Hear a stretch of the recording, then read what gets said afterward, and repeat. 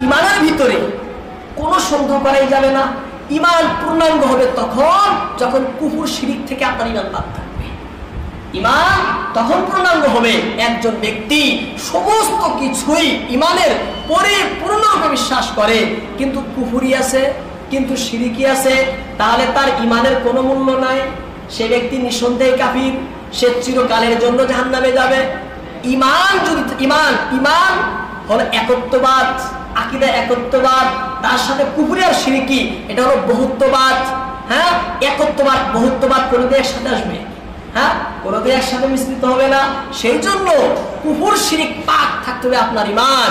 এবার কুফর কাকে বলে, শিরকি কাকে বলে, কুফর কয় প্রকার, শিরিক কয় প্রকার, বিস্তারিত আলোচনা ইনশাআল্লাহ আল্লাহ যদি তৌফিক দেন আগামী শুক্রবারে কুফর শিরিকের আলোচনা করব।